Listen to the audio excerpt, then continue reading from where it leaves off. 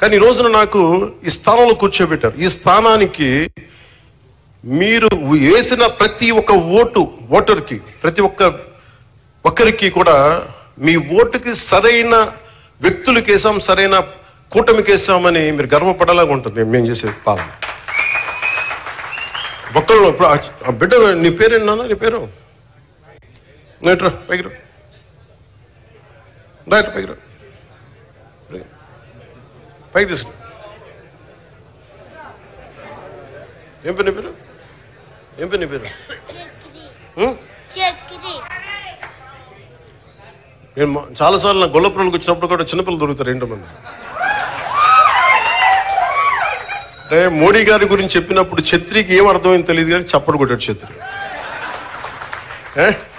నాకు నిజంగా అనిపిస్తాయి, ఈ బిడ్డల భవిష్యత్తు కోసం కాకపోతే ఏం చేస్తాం?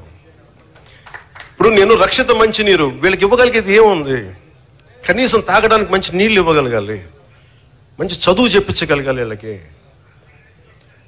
ఏం చేయగలం? వీళ్ళకి కనీసం వాళ్ళ అవసరాలకు కానీ, వాళ్ళు చదువుకోవడానికి కానీ, హాస్పిటల్స్ కానీ, వైద్యం ఏదైనా ఇబ్బంది వస్తే హాస్పిటల్స్ కానీ, చదువుకోవడానికి బడి కానీ. నేను చెప్తాను 2047 చంద్రబాబు గారు ఇదే అనుకుంటున్నాను. చంద్రబాబు గారు ఇదే చెప్తా ఉన్నారు, అద్భుతంగా రాణించాలి, భారతదేశం should become number 1 in the world అని. మోడీ గారి కోరిక అదే. ఆ కోరిక నెరవేర్చాలంటే మనం ఈ తరం కోసం పనిచేయాలి. ఇలా నేను ఓట్ల కోసం ఇక్కడ తీసుకురావాలా? వీళ్ళ గుండెలు చేసి చెప్తున్నా, వీళ్ళకి భరోసా ఇవ్వడానికి వచ్చాను, మేము ఉన్నాం.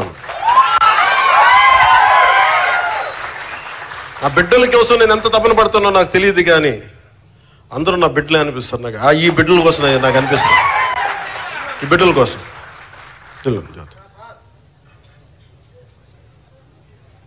ఇక్కడ మీకు మాట ఇస్తున్నా, నేను ఒక తరం కోసం కాదు, 2 తరాల కోసం పనిచేయాలి.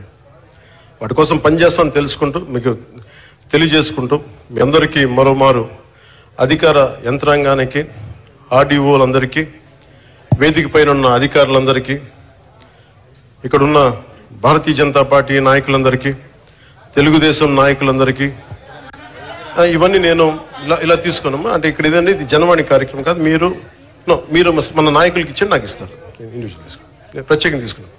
అలాగే ముఖ్యంగా జనసేన నాయకులకి మీరు చేసిన కష్టం నేను మర్చిపోలేను. నేను ఇప్పుడు ప్రారంభించాను, ఇల్లు వెతుకుతున్నాను, ఇక్కడ నా సొంత స్థలం వెతుకుతున్నాను.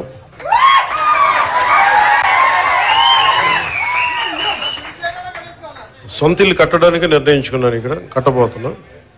సో మీ అందరి ఆశీర్వాదాలు కావాలి, మీకు ఎప్పుడు అందుబాటులో ఉంటాను తెలియజేసుకుని సెలవు తీసుకున్నాను. ఇక్కడున్న మీడియా సోదరులందరికీ ప్రత్యేక ధన్యవాదాలు తెలుపుకుంటూ సెలవు తీసుకున్నాను. జై హింద్.